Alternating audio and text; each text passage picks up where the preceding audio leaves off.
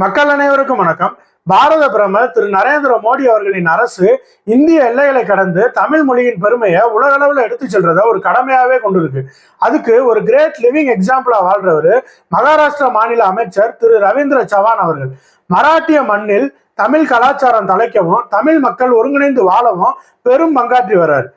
தமிழ் மக்களுக்கும் தமிழ் பண்பாட்டிற்கும் ஒரு பிரச்சனைனா முதல் ஆளா நிக்கிறவர்.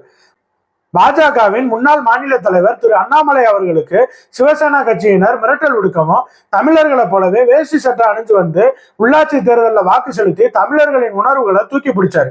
மும்பை தமிழ் மக்களோட இணைந்து பொங்கல், தமிழ் புத்தாண்டு போன்ற விழாக்களை கொண்டாடி மராத்தி மற்றும் தமிழ் கலாச்சாரத்துக்கு இடையே ஒரு இணக்கமான சூழ்நிலையை உருவாக்கி ஒரே பாரதம் உன்னத பாரதம் என்ற கனவை நினைவாக்குறாரு.